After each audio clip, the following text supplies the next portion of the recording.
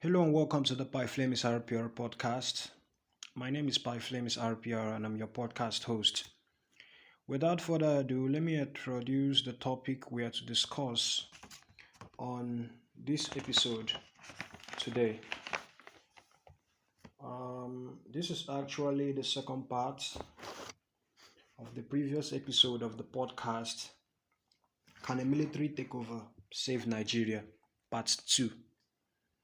Before we begin to discuss what we have for today, let me do a quick recap of the first part of the previous episode to this.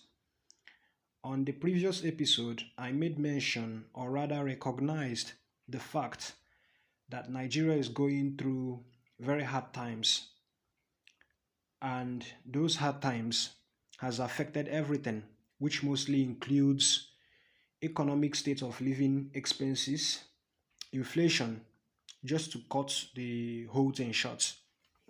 Hyperinflation, I would rather say. This problem caused the End Bad Governance protest.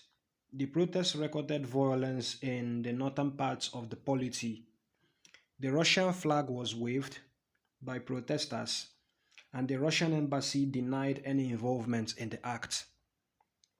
The Chief of Defense Staff at the time, General Christopher Musa, condemned the acts as he regarded them as treasonable. The protesters called for the military to take over government. The former Chief Security Officer to the late military head of state, General Sani Abacha, and 2023 presidential candidate of the Action Alliance, Major Hamza al-Mustafa, condemned the agitations. He also stressed that a military coup is a thing of the past and it has no place in Nigeria anymore. I then went ahead to tell the history of Nigeria as it concerns the governmental administrations. I ended the episode on Biafra's surrender to the Nigerian government. Moving on, we are going to look at the following Nigeria administration, which includes the military juntas in this part of the episode. After Biafra's surrender to Nigeria, General Yakubu Gowon took over government and ruled for 8 years and 363 days.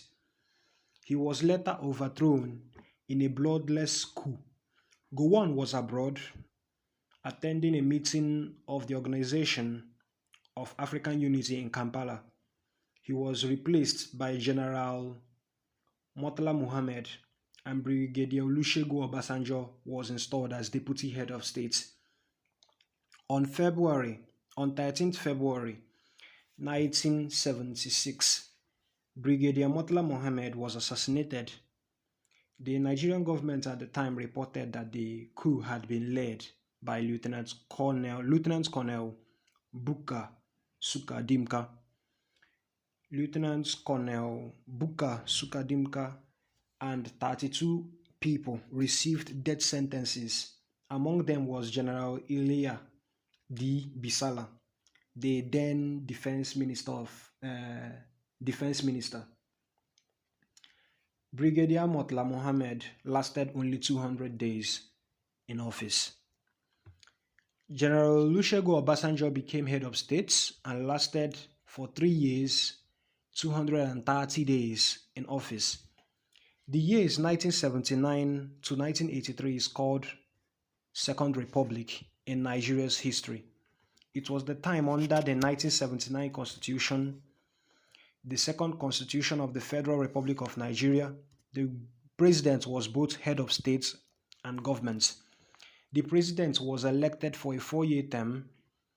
In the event of a vacancy, the vice president would have served as acting president. Alhaji Shehu Shagari was democratically elected president, Federal Republic of Nigeria. He only lasted 4 years before he was overthrown on 31st December 1983 by a group of senior military officers. This ended the Second Nigerian Republic. Major General Muhammad Buhari was installed as head of state. He lasted 1 year, 239 days in office. On 27th August 1985, officers led by Major General Ibrahim Babangida ousted Buhari's government in a palace coup while Buhari himself was away from Lagos and his chief aide, Major General Tunde Idiabon, was on a pilgrimage to Saudi Arabia. General Ibrahim Babangida lasted 7 years, 364 days in office. On 22nd April 1990, military officers led by Major Gideon Oka attacked Dodan barracks in an attempt to overthrow Babangida's administration. Babangida escaped. The coup failed, and 42 men were later convicted of involvement in the coup attempt and were executed by firing squad in July 1990. Babangida faced intense pressure to shift towards a democratic government. He resigned and appointed Ernest Shonekan as interim president of 26th August 1993. Just 3 months later, on 17th November 1993, Shonekan's transitional administration was overthrown in a palace coup led by General Sani Abacha. The annulment of the presidential elections, which had been advertised as the beginning of a third Nigerian Republic, followed. In September 1994, although he had pledged to restore democracy, Abacha issued a decree that placed his government above the jurisdiction of the courts, effectively giving him absolute power. Abacha lasted for 4 years, 203 days in office. He died in office. On 9th June 1998, General Abdusalami Abubakar took office. He lasted 354 days in office before he resigned. What followed was a series of civilian-led governments till date. That was an extensive history of Nigeria's political administration. Let's look at the subject question, which happens to be the caption, or should I say, topic today. Can a military takeover save Nigeria? Due to the need to just tell history straight and leave some facts aside, I have decided to set aside most of the words, or rather sentences, used by the military broadcasters in their first broadcast after a successful coup for this moment. It will be important to note that no Nigerian military government active coup executioner agreed with the order that got overthrown, that it has been doing well ever since it resumed office. If the order said the other person was doing well, what would motivate them to take power violently? There is always one reason or the other that is used to justify the forceful takeover of power by these soldiers. A good place to find these reasons is in their first broadcasts as military rulers. Let's start from the first coup in Nigeria. This will force me to, kind of retell the history I've already told in the earlier part of this episode. Let's start from the first coup in Nigeria, the January 1966 coup. This coup was led by Kaduna Nzogu and saw the assassination of top-ranking northern military officers, amongst others. The coup leaders publicly pledged to eliminate corruption, suppress violence, and hold new elections. By the word election, it's that they are trying to restore democracy. The constitution was suspended, legislative powers were all dissolved, political parties were banned, an interim federal military government was formed, and a date specifying the date on which civilian rule would be restored was not set. A counter-coup on 29 July 1966 commenced and fell Ironsi's regime. By this further fueled ethnic violence that led to the Nigerian Civil War. Lieutenant Yakubu Gowon, by the end of the war in October 1970, said for the second time that he would ensure that military rule would be terminated on 1st October 1976. In 1974, he postponed democratization, explaining that Nigerians had not yet demonstrated moderation and self-control in pursuing sectional ends. If you understand what is going on here, the first coup mainly targeted to, clear off corruption from from the polity, from the economy. They were fighting against corruption. That was their reasons. They were trying to suppress violence. That's their reasons. Now, when the war was over, the Biafran War, the Nigerian Civil War was over, Gowon reiterated that he is going to, he's going to ensure that military rule will be over. This is his own reason. Now, at a time, he all of a sudden changed, using that Nigerians has not demonstrated moderation and self-control in pursuing sectional ends. Whatever that means, I don't know. But here we are talking about it. On 29 July 1975, Gowon was abroad attending a meeting of the Organization of African Unity in Kampala when Colonel Joseph Nanven Garba, his close friend, announced on Radio Nigeria that he and other officers had decided to remove Gowon as head of state and commander-in-chief. Brigadier Murtala Mohammed was his replacement, while Brigadier Olusegun Obasanjo was installed as deputy head of state. The coup was motivated by unhappiness. Now, this is their own reason for removing Yakubu Gowon. The coup was motivated by unhappiness. The coup was motivated by unhappiness of junior officers at the lack of progress Gowon had made in moving the country towards democratic rule. Why Garba's rule as an insider is credited with ensuring that the coup was bloodless. They wanted democratic rule, but Gowon wasn't part and parcel of it. He was, playing hanky-panky with it, something sort of that.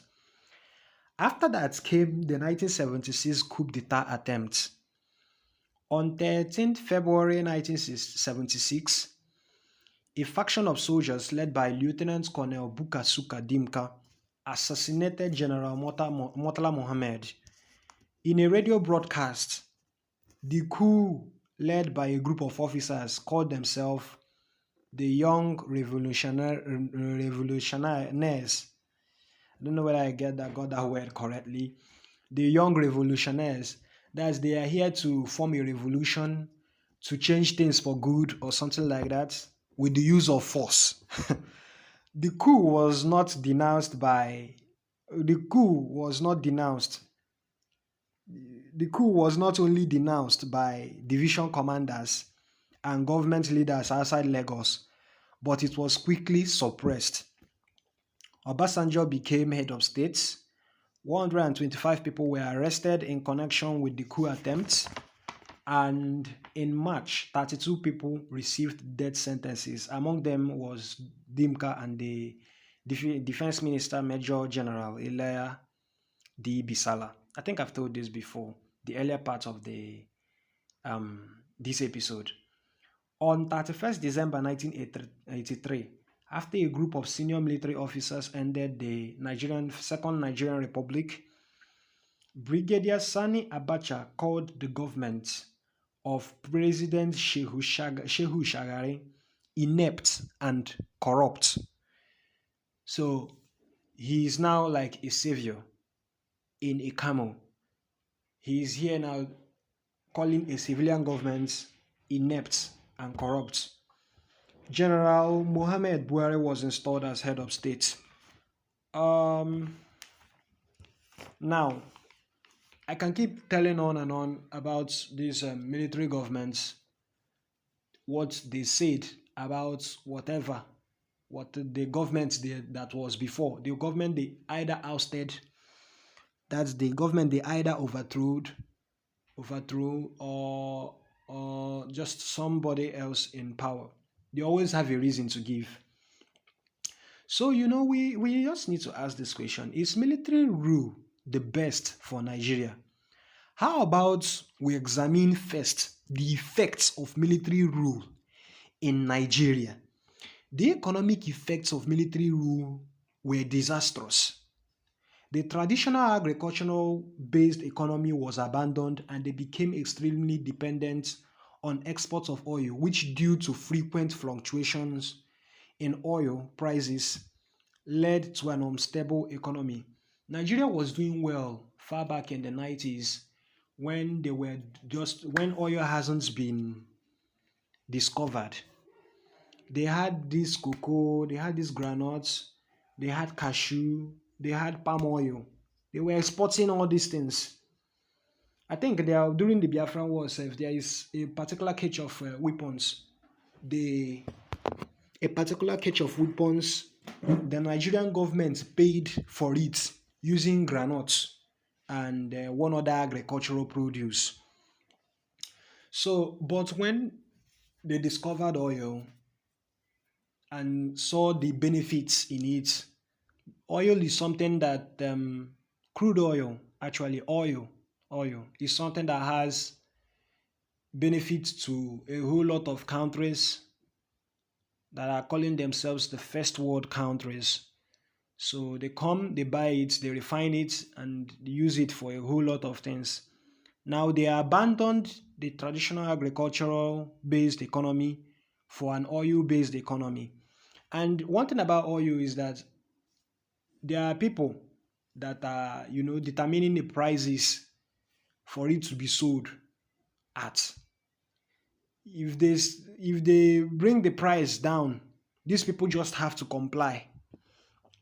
So till today, Nigeria hugely depends on whatever that is gotten from the trade of oil to finance its economy, and this has led to the economy being unstable.